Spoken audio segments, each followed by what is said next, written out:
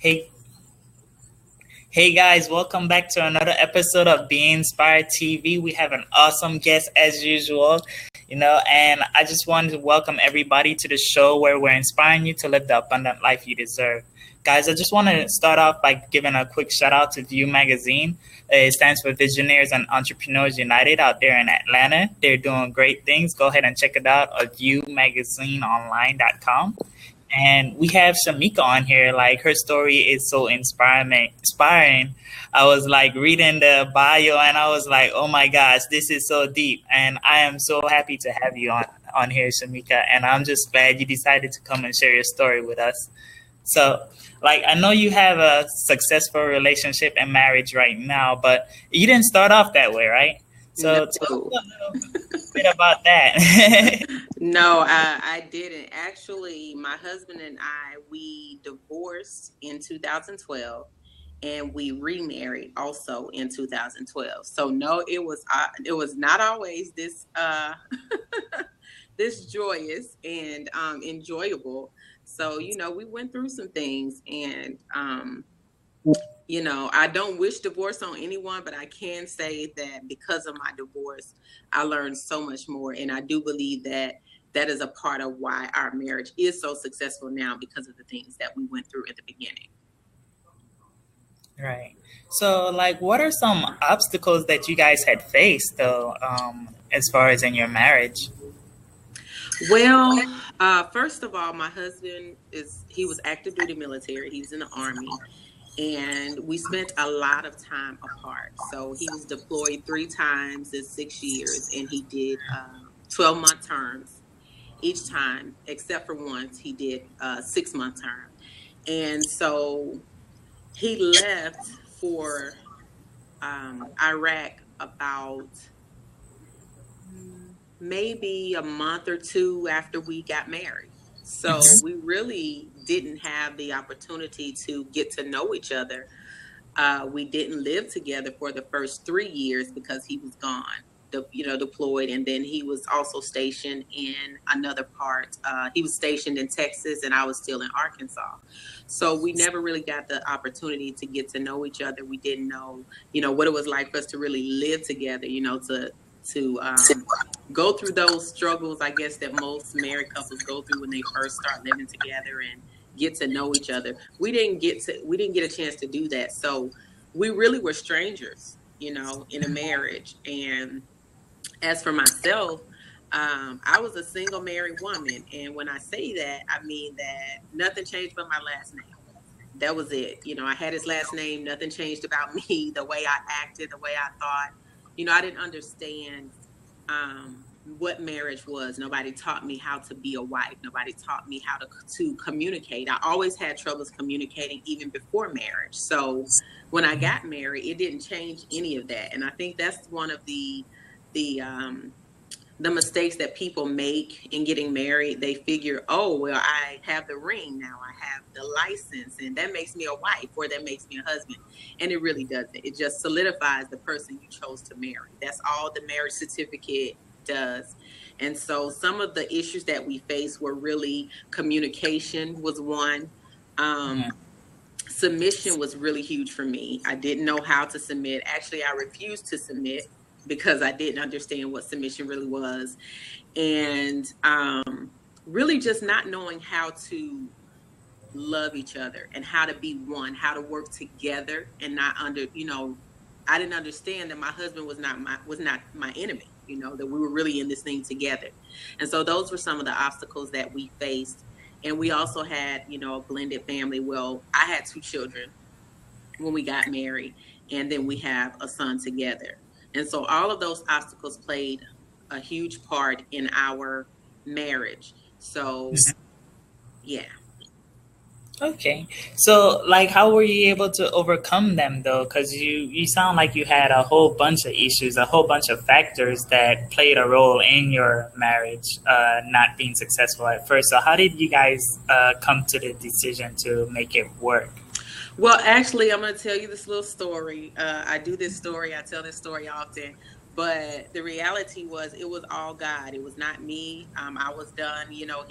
When he said he wanted a divorce, the strong, independent woman in me was like, you know what, you can have it. I don't care. I don't need you. You know, I can do this by myself. I was doing it before you got here, and I'll do it when you leave. So basically, um, when the marriage was the divorce was finalized, it was February 14th. It was Valentine's Day in 2012.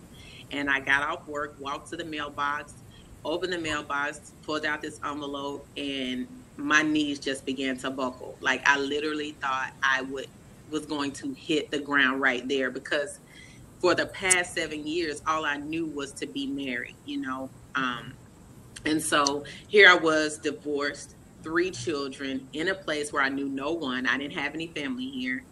And of course, you know, I was now on one income. So in that moment, you know, anger, you know, fear, just discouragement. I was hopeless in that moment. And so I finally mustered up enough strength to walk in the house, and I just hit the floor. My knees just went weak. And I said, God, how did we get here? That was the question I asked. And God said, because you were a single married woman. And I was thinking, what? What in the world does that mean? And so, you know, so like I said, he told me the only thing that changed was my last name. And so, right in the midst of my tears, in the midst of my heartache and pain, God said, pray for his new wife. I was like, are you, what? I said, this is God. This is not God. Like, this is, you know, definitely not him. My mind is, you know, gone. I'm tripping right now. And so he said, pray for his new wife. And so I said, why would you say that to me right now when I'm going through everything that I'm going through? And so anyways, I didn't do it right then, but the next couple of days, it was like I kept hearing it. Pray for his new wife, pray for his new wife. And so I said, okay, fine. I will pray for his new wife, but I'm also going to pray for my new husband, because I am still young, I am still beautiful, and I'm not going to be by myself for the rest of my life, right? And so, and then I said, I'm also going to pray for his new wife, because if she hurts my children, then I'm going to have to put on an orange jumpsuit, and orange is not my color, right? So, so I did. I started praying, and as I began to pray, my heart began to soften, you know, and the reality was I really wasn't praying for a new woman. I was praying that I become a new woman. I needed to be a new wife, and he needed to be a new husband before God restored our marriage. So God already knew what he was going to do. You know, he knew he was going to restore our marriage. I didn't know, and I thought I was being a smart butt, you know. So I was like, cool, I'll do it. And so during that process, you know, I began to pray for him, and my heart began to soften. And what happened was I began to see myself. I began to see the things that I wasn't doing as a wife, the things that, you know, I really thought I was like all that in a bag of chips. You know, I thought I was a good wife. I thought I cook, I clean, you know, I do what, you know, give him, you know, when he wants this. I was like, I'm in there. I'm doing the darn thing. And so the reality was, those things don't make you a wife. You know, they really don't. A man can get sex anywhere. You know, he can hire a housekeeper. You know, he can buy his own food. So those things don't necessarily make you a wife. Being a wife really is about understanding what your position is in the marriage and how important you are in the marriage. And so when I think about submission, like I told you earlier, I didn't know how to submit. To me, submission was slavery. To me, submission was allowing someone to have control over you. And because I had been raped twice, and I had been molested, you know, and I had been in a physically abusive relationship, that was scary for me. That was absolutely terrifying. So I was not willing to submit, because I had the wrong idea of what submission was. But submission is really about trust, and submission is about playing your position so that the whole team can win. That's really what it's about. And so once I learned that, you know, that key principle, it became easier for me to submit, because then I understood what it was, and I understood that I didn't have to lose my identity. I didn't have to lose my individuality. You know, I didn't have to allow somebody to walk all over me. And so it just really helped me to understand that. And that was the turning point in our marriage. And it started with me. I'll tell anyone, if you really want to see change happen around you, the change must start within you. That's just what it is. You can't change other people, but you can certainly change yourself. And then the people around you will either begin to remove themselves, or they will make the adjustments, that need to be made so that you all can have that good relationship. Right. And you said, oh, wow. Wow. That's like deep. Like, because not many people realize that you said a couple of things that not many people realize that it's not just about the cooking, the cleaning, and all that other stuff. It's much more deeper. It's building a relationship, getting to understand each other. And sound like you had to go through some stuff to really truly understand that. Oh, So yeah, most I definitely. yeah. So I appreciate you for sharing that. And you touched a little bit about your past. What was some things that you had low self esteem Oh, after all this stuff happening? So what helped you overcome that low self esteem that you had?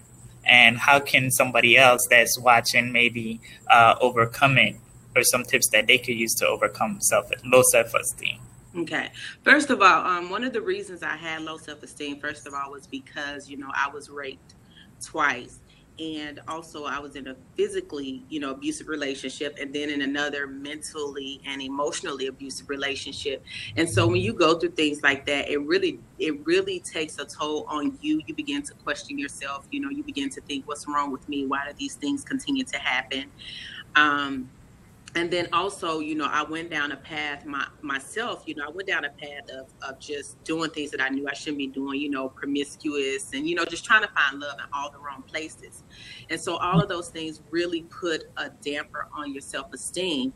And myself, I really became the tragedies that happened to me. And because pain was all I knew, I began to self-inflict pain upon myself by allowing myself to get in toxic relationships, drinking and just doing, all kind of things. And I was really headed down a very dangerous path. But I would tell that person that's struggling with their identity and struggling with, what has happened to them in the past. The first thing I would say is that, don't accept someone's responsibility for not being able to love you. We take on that responsibility. We take on that identity, and we feel like we're not worthy. And it's not that anything is wrong with you. It's that you allowed yourself to love someone that didn't see the value that you truly possessed. And we also do things sometimes because we don't know the value that we possess. But this is the thing. You have to understand that those are things that you did, but it's not who you are. They don't truly define you. You did what you did based on where you were in your life at that time, based on where your confidence was, where your self-esteem was, and based on, whether you love yourself or not. Everybody in this world has flaws. We all have a past. We all have things that we've done that we are not proud of, but don't allow that to become your identity. Just understand that you have to find a blessing in every lesson that you went through. Everything that you've done in your life, everything that you went through in life, find the good in that situation and magnetize that. You magnify that.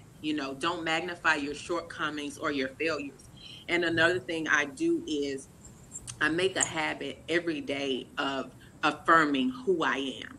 I affirm who I am. I affirm the great qualities that I possess, not the weaknesses, not the flaws, because we all have them. But that's what makes us who we are. The uniqueness. That's what makes us like nobody else. And one thing I did pray is because the reason a lot of times we have low self-esteem is because we're seeking approval from other people. We want to be accepted. And so we fear rejection. And then so we may pretend to be someone that we're not, to try to fit into a box, or we hide things that we've done or been through because we're ashamed of being rejected. But this is one thing that I'll tell anybody: get delivered from people. Get delivered from people. When you wake up in the morning, as long as you are pleased with yourself and you know that God is pleased with you, and as long as you go to bed at night and you have peace about yourself, then that is all that matters. Because what happens outside of you has no comparison to the greatness that's inside of you. But you have to believe that, and you have to know and affirm yourself every day. If no one else ever pats me on the back, I will pat myself on the back. I would say, good job, Shamieka, girl. You did a good job. You did that today. because I don't leave that type of power in the hands of other people. And so when we look for applause and we look for other people to tell us how good we are, then we never measure up.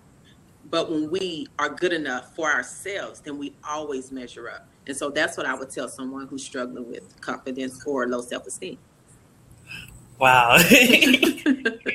You made me feel like I was in church listening to a pastor right there.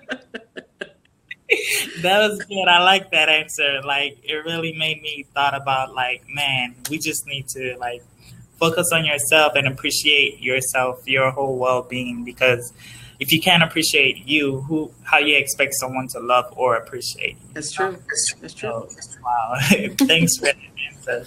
So, who has been, you grew a business, you wrote books, you're an author, you're a speaker, and you've inspired so many people. So who has been one of those most influential persons in your life? Most influential people in my life. God, I have quite a few. I'm trying to think of who I want to highlight today. I'll say Steve Harvey. The reason I say Steve Harvey is because Steve Harvey has been one of those people. I know he was homeless. I know he slept in his car, but it wasn't that really moved me. Steve Harvey was divorced, I believe, twice before. He married his wife, now Marjorie. And I remember him, a lot of people were kind of clowning him when he wrote the book about, Think Like a Man. He did the movie, and he was giving the advice on, relationships and telling women, what to expect and how to know if a guy is really into them and all these types of things. And so people were really just kind of downing him and saying, well, why should we listen to him? And he's been married 3 times, and he cheated on his wife and things like that. But what I got from Steve Harvey was the fact that he did not allow his failures to define him. And, the mistakes that he made, he turned all of those situations around, and he's now helping others to avoid the same mistakes that he made. And also, Steve Harvey went from being a stand-up comedian to a household name. He just continues to grow, and he always keeps God in what he does, and he's not ashamed of it. And that's one of the reasons I really began to connect with him, is because that's something that I strongly believe in as well. But he has just made so many strides, and he continues to, and he also continues to open the door for others. Like he paved the way, but he also goes back and he opens the doors for others. And he's always just so inspirational, and he shares his struggles. He also shares those struggles. And even when he made the mistake of announcing the wrong winner, he owned it. He owned it right then and there. And he was able to turn that around for something positive. And they asked him to come back the next year, so to me, he's that person that lets in spite of the mistakes you made, you can still do great things no matter how many mistakes you made. As long as you own what you've done, take responsibility for it, you can still go forth and do great things. And so he's been one of the biggest inspirations for me in business, because I look at how he went from a comedian, and now he's still using the gift of comedy, but he's a mogul now. He's in so many different arenas, and that is truly what I aspire to do. So that's why he's one of my biggest inspirations. And wow, that's like, and you said just taking responsibility for your actions, and that's one of the biggest things. We always like to push the blame out on somebody, and it goes back to what you was talking about earlier. In your marriage, you had to realize that it was all on you. You had responsibility for yourself, because you can't change other people. So, like, I like Steve Harvey as well. Yeah.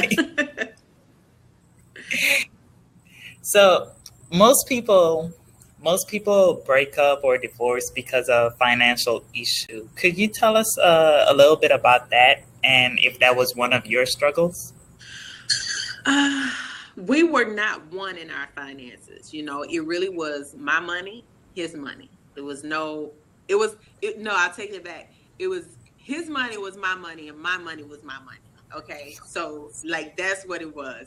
And I remember when we did, you know, remarry, when God restored our marriage, um, we still had separate accounts at first. And I remember I was at the house and I got ready to do something. And so God said, you can't be one in every other area and not one in your finances. He said, if you can't trust him with your finances, why would you trust him with your life? And you know, that made so much sense to me. And so, and it also says a lot about where my heart was. You know what I'm saying? Like, man, do I love my money more than I love my husband, the one that I've become one with, the one that I'm trusting with my life, with the one that I've had a child with, you know? And so that really was an eye opener for me. Um, and so what we did was, um, we have, you know, 4 accounts.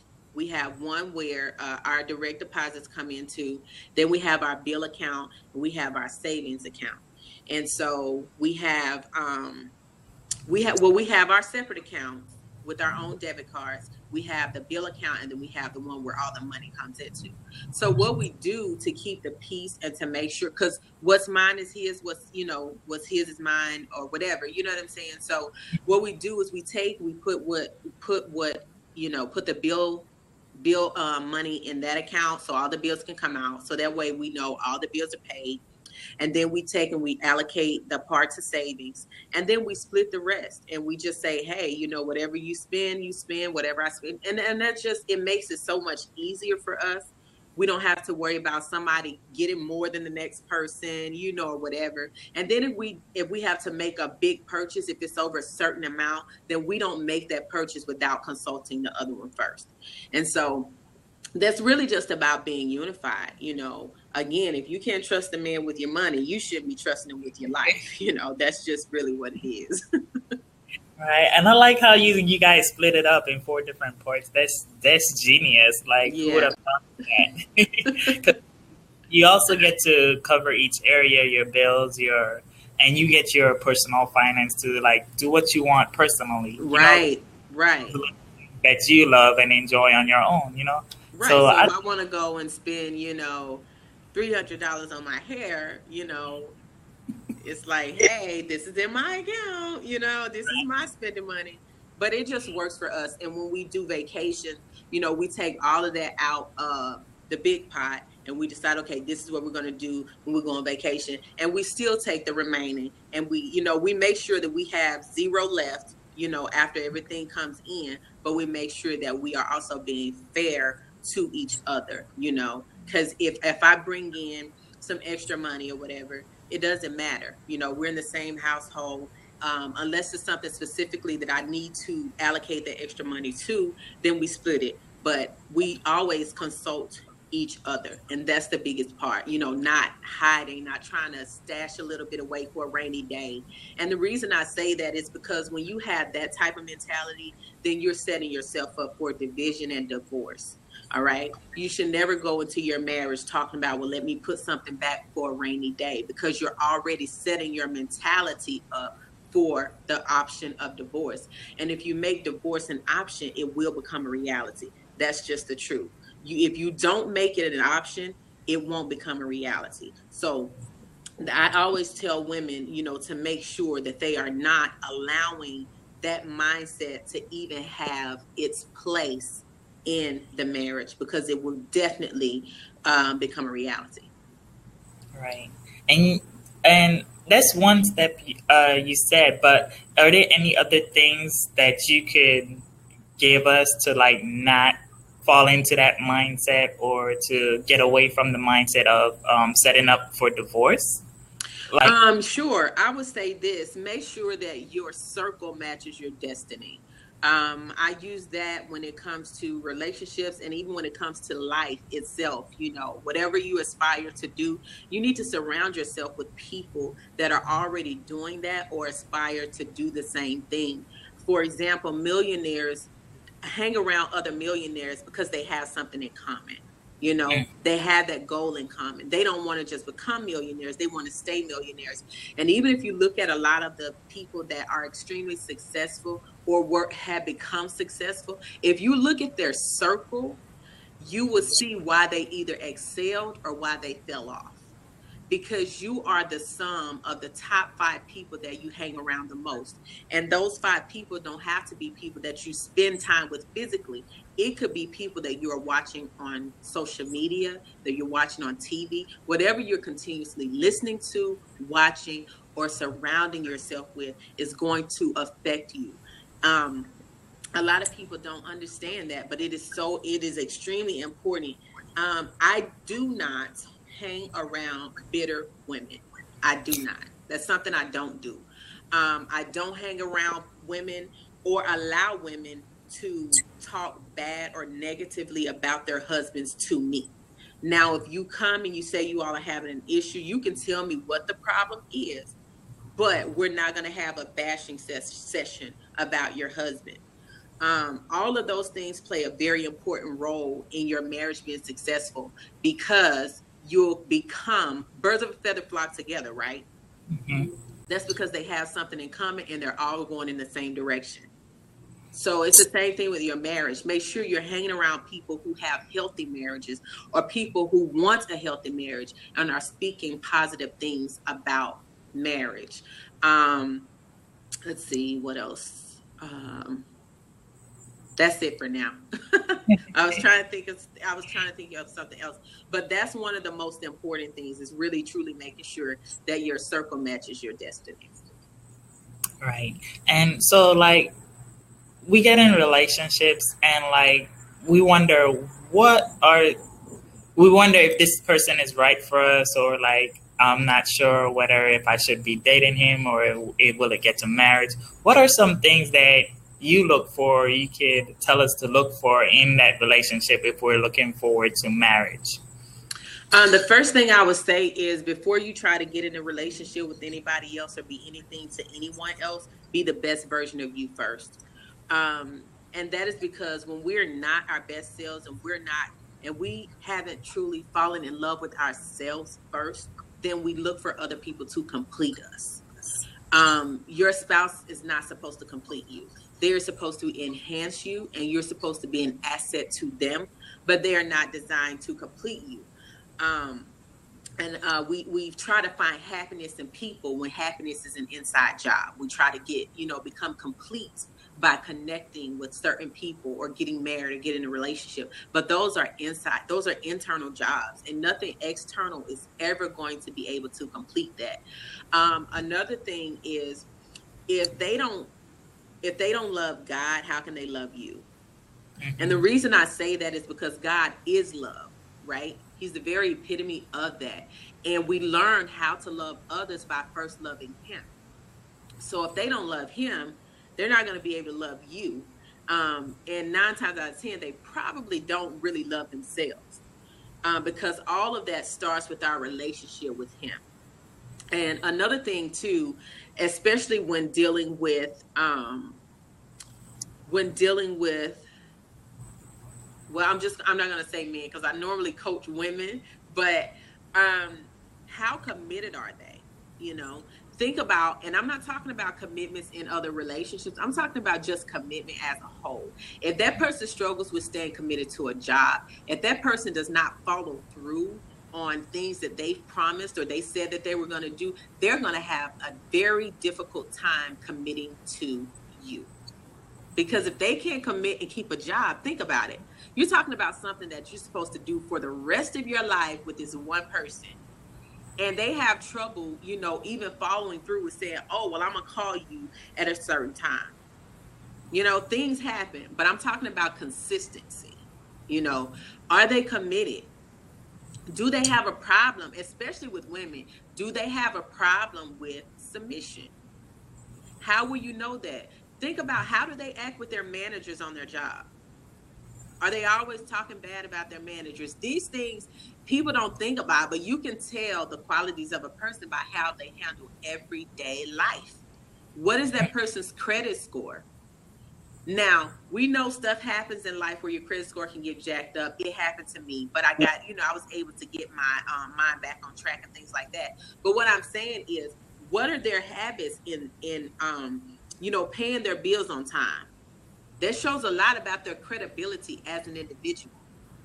Because it's really not about how they treat the people that they talk to every day. It's about the strangers that they interact with. How do they treat strangers? How do they treat that person at the restaurant? That shows you the level of respect they have for people. So those are some of the things that you can really look for. Start paying attention to how they treat other people, the people that don't owe them anything, the people that they never have to see again. How do they treat those people? Wow.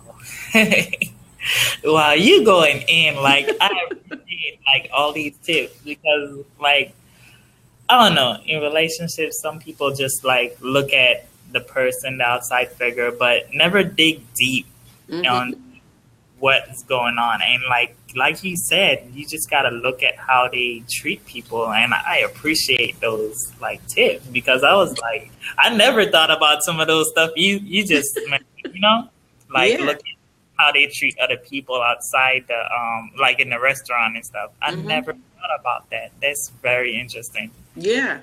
I'm telling you, like, you would be amazed, even in, those situations where they get upset. Do they get upset very quickly? Can they handle, their anger? How do they react in a crisis? How do they act when hard situations come along? Are they easy to just throw in the towel and quit when things get hard? Because if they quit because things get hard on the job, think about it. How committed are they going to be to a marriage when things get hard?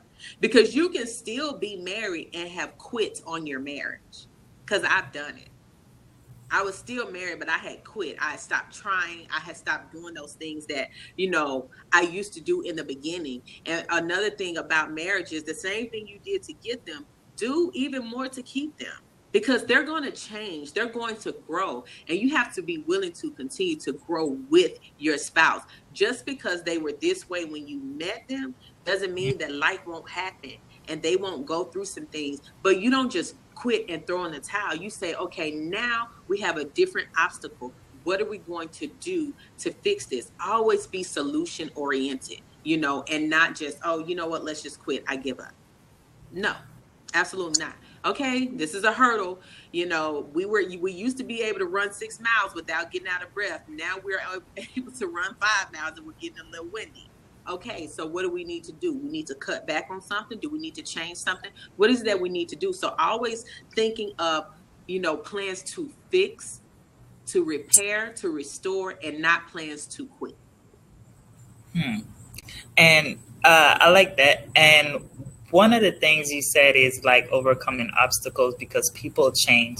And I know you said earlier that your husband has been in the military as well. So what are some things that you could share to overcome that obstacle of being deployed or coming back as a different person? Because, the military changes you in certain ways. Oh, yeah. He went through a very difficult time when he came back. He was a completely different person. And I really had to, understand that, he had experienced trauma. He experienced some very traumatic things. And as a wife, you are his helpmeet. And so you're either going to help your husband meet his destiny or help him meet his destruction. And my job was to help him meet his destiny because I knew that his destiny was far greater than the tragedy and the trauma that he had experienced. And so with that, you really have to have the right type of support system. Again, like I was saying about making sure your circle matches your destiny, being patient, and understanding that, something has happened and it has caused a change. But don't let it define who he is or who she is. Don't begin to label them by that tragedy. Still speak to the king in him, speak to the queen in her, speak healing to them, speak, encouragement and edification. Because especially as a wife, we were created from his rib. and the rib protects the heart. You're the closest thing to his heart. The closest thing to his heart. And so if he cannot trust you to protect his heart, then his world crumbles, because he should be able to trust in his wife even if the whole world is against him. And the same thing with the husband. She should be able to depend on you for security, for protection, even if she can't get it anywhere else in this world. So it's really about understanding your position and not taking those positions lightly, you know? So when I look at marriage, I kind of look at it, like the husband is the head, but the wife is the neck. So if you try to turn your head without your neck, you can't do it. That's how important you all working together is. Anything outside of that, it's going to be deformity. It's going to produce deformity. It's not going to work properly, So just understanding that. And like I said, speak to their healing. Don't define them by whatever actions they are portraying at that particular time, and focus on helping them to get better. Nice. All right. Thanks. Wow. Like, you came on here and you just like killed it in every area of relationships. Thank you. I appreciate that. So, what are some things that your followers or people watching could look forward to you in the upcoming months? Well, I'm actually the founder of A Mile in My Shoes, the movement, and it's a women empowerment organization. And we have over 1,700 women across the world. We're having our annual conference in Memphis, Tennessee on September 24th of this year. And then also in September, I will be releasing my new book. It's called Positioning Yourself to Be a Wife, The Ultimate Guide to Your First and Only Marriage. The focus of the book is really to help single women prepare for marriage and to help them defeat divorce court. That's really, the gist of the book. They'll learn things like how to confidently know if he's the one, They'll know how to overcome the things that from their past that are preventing them from having a healthy marriage, and just a couple more things. So it has some good stuff in there. Also goes to tell about my husband and our testimony, and I'm just gonna give them some real raw truth. So I just hope they're ready for it, because it will not be sugar coated. It's going to be the real raw truth. It's going to make them really look at that mirror and be like, God, like, I really need your help for real. Because this marriage thing is, it's not a joke. Marriage is a beautiful, beautiful thing. But it's not a fairy tale, as much as we wanted, Prince Charming to come and just put that glass slipper on our foot and all that good stuff, it's just not going to happen in this day and time. You can live happily ever after. You can really truly have a beautiful marriage. I believe that wholeheartedly, for anyone who's willing to take a look at themselves, do the necessary work, go through the changes, and come together as husband and wife, and they can really have a beautiful marriage. My husband and I are like newlyweds all over again. We have fun. He's my boyfriend, you know what I'm saying? Like he's seriously still my boyfriend. And so we have a lot of fun, we do those things that are necessary for our marriage to continue to grow, because we don't want to go backwards. So we do those things necessary. So that's what you can expect from me. Nice. And like, tell me a little bit, you talked about A Mile in the Shoes. So tell me a little bit how you found it or how it became to be. Mile in My Shoes, the movement, is basically, it's really about my testimony. I was raped twice. I was in a physically abusive relationship. I was a fatherless child, as some call it. Went through a lot of rejection, and I was also a teen mother. And so I went through so many things that took away my voice, that destroyed my self-worth, damaged my identity. And then they clouded my thoughts, my purpose, so I really didn't know who I was, why I was on this earth. At one point, I didn't have a will to live. So it's Mm. really it started from my testimony, but I made a vow to help other women overcome some of those same struggles, those same tragedies. Um, because I felt so alone in my journey. I didn't have a Mhm. lot of support. People didn't understand why I was mean and things like that. So it was kind of like I was shunned a lot growing up. And so I wanted to be that person to help other women, to be that sister that grabbed my sister by the hand and say, you know what, girl, I've been there, I've done that. But listen, we're going to get through this. And so that's what it's about. It focuses a lot on unity, encouragement, empowerment, really helping women to uncover their purpose, find their voice, and just be who they are. Like, be you. You're good Right. enough. You know what I'm saying? Like, you are all that in a bag of chips, girl. Listen, you got it. You can do it. You can change this world. People are really waiting on your story. Your story and your testimony is not about you. It's about those you are assigned to. And so when we hide what we've been through, or we allow guilt and shame to keep us hostage to our true power, um, we're holding other people back because they're watching you and they're waiting on that one person that they can connect with, that they can say, man, she came out of all of that. I know I can Mhm. come out of this too.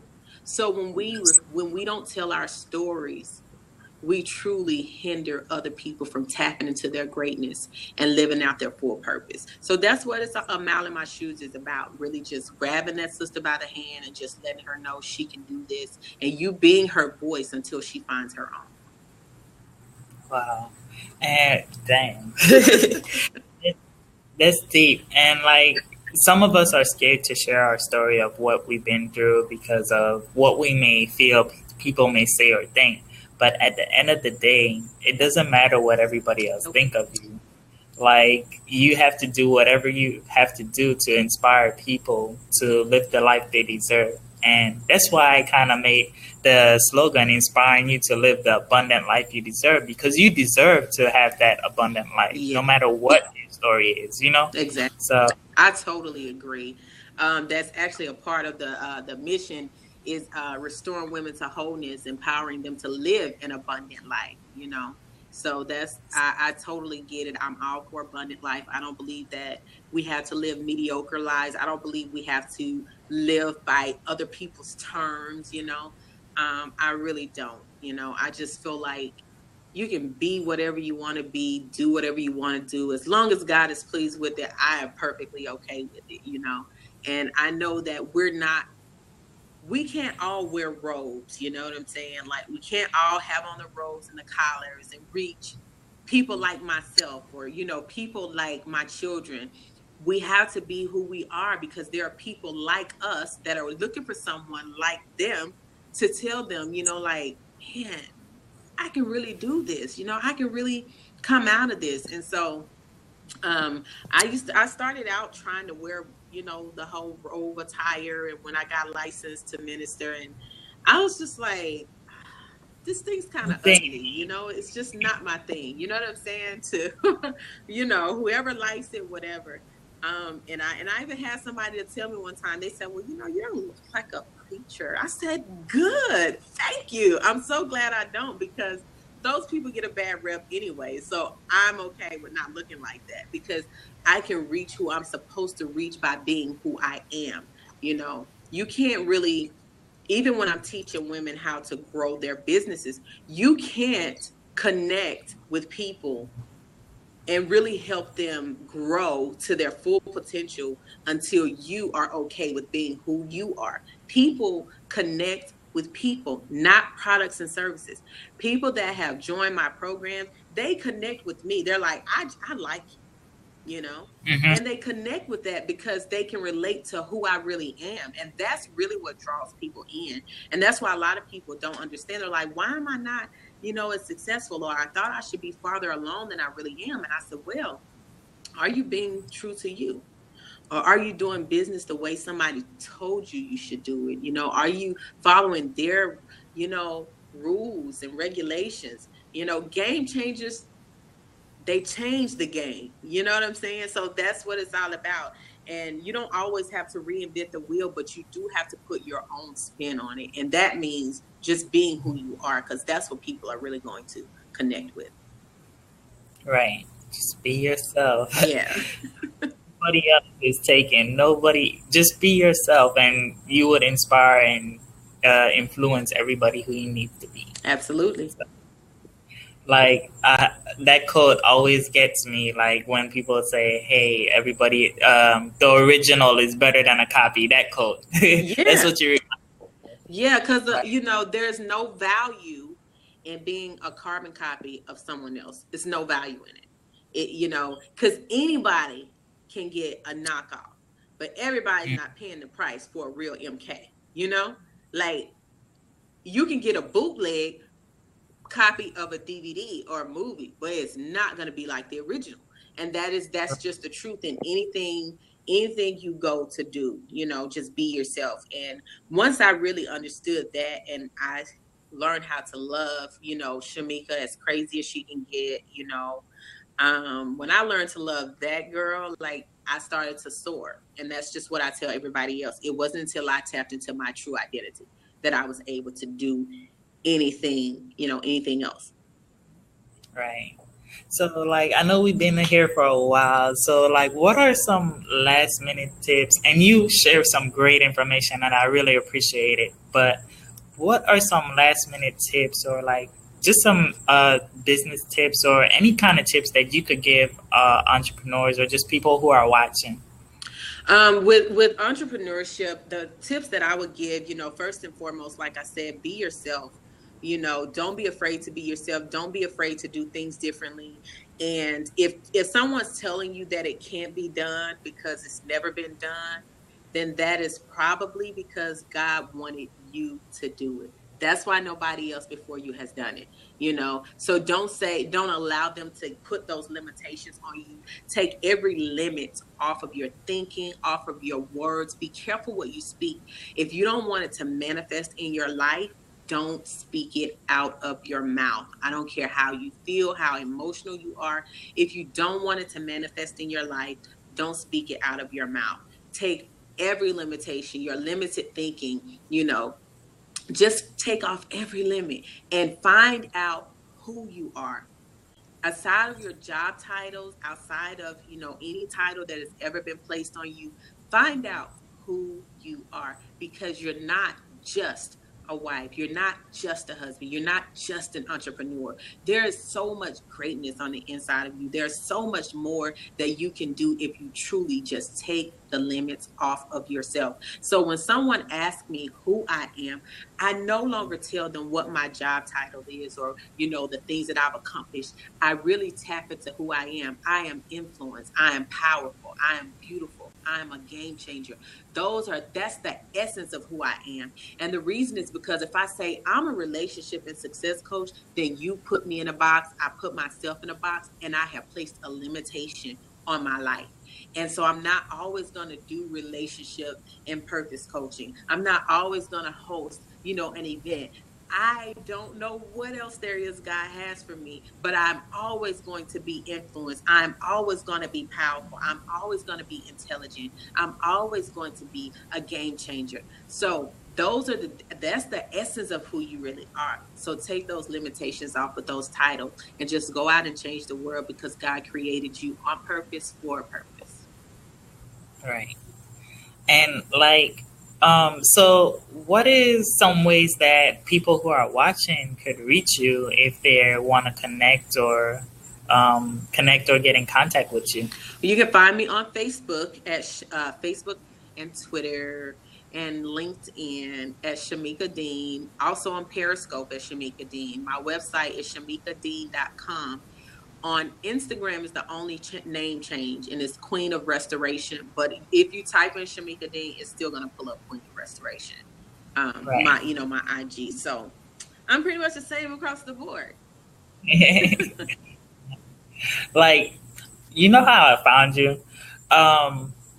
It was a while back. Mm-hmm. It was a while back, about maybe a year or so ago. Really? And yeah, it was like, and Catherine was your coach, and she was just like, hey, follow this person. You know, she's doing great things. She followed my training Yeah. and now killing it. And I was like, whenever people say stuff like that, I just automatically go to their page, check them out, see what they're doing, actually, and add them. Mm-hmm. But I didn't add you right away. I added you on Instagram, but not on Facebook. Okay.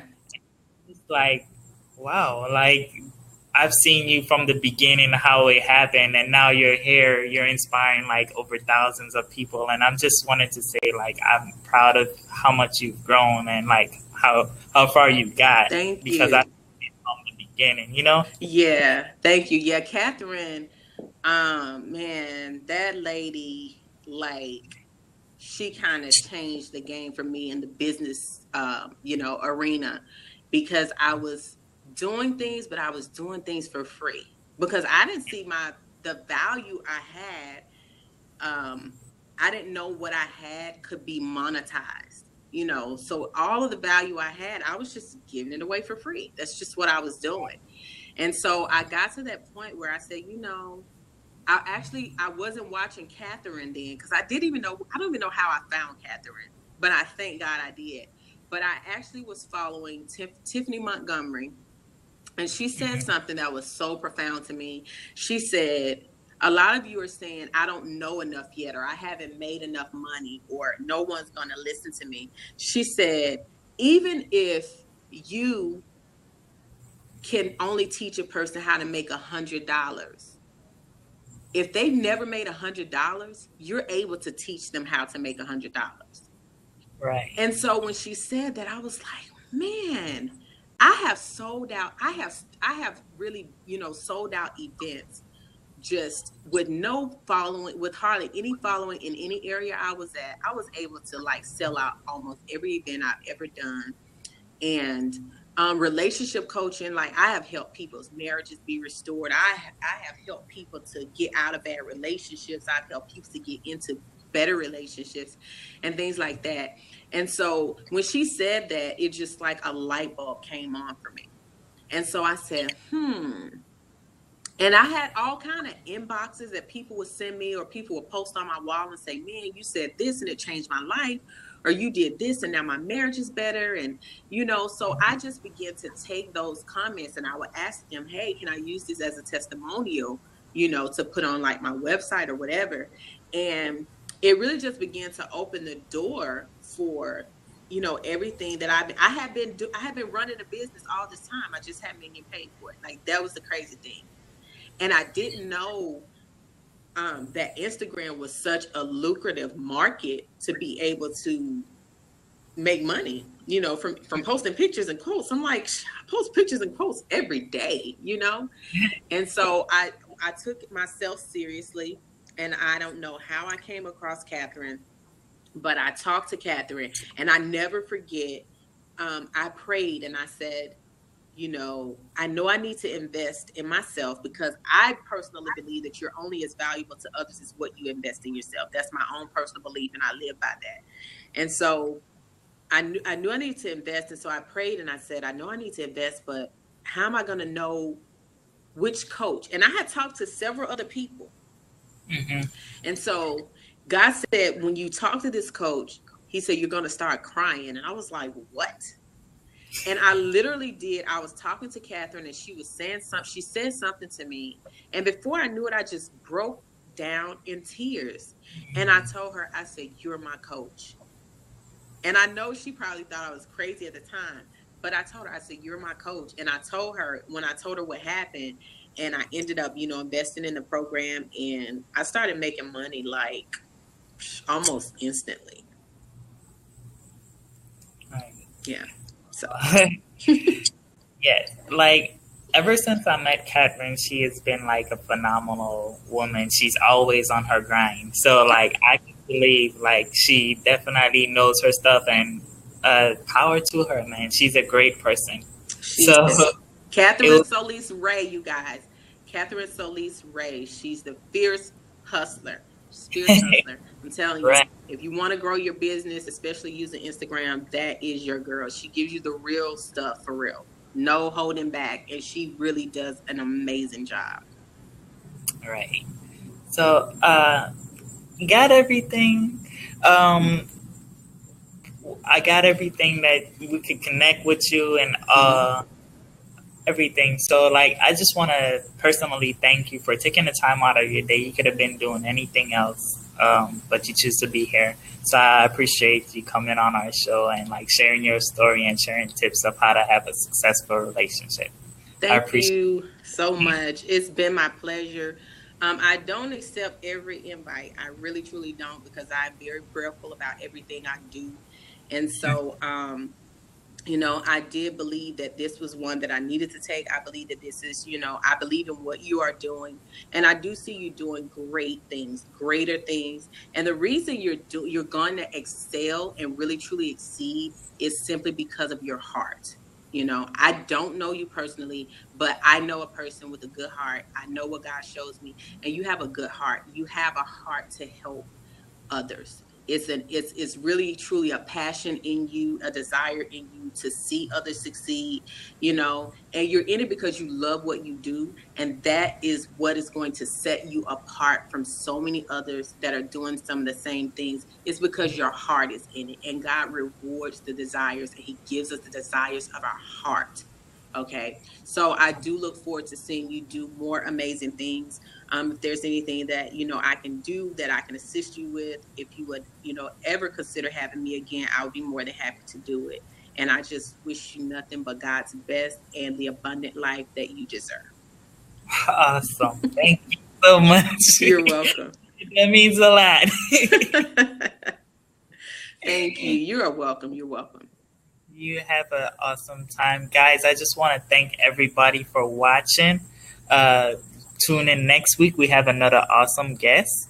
We're inspiring you to live the abundant life you deserve. So don't miss no episodes. We're here every Sunday, no matter what, even if it's a holiday, guys. We're out here. So, guys, enjoy the rest of your week. Hope this was inspiring to you, and I'll see you on the next episode of Be Inspired TV. All right. Good night. Thanks, Shamieka. Good night. Take You're care. welcome. You too.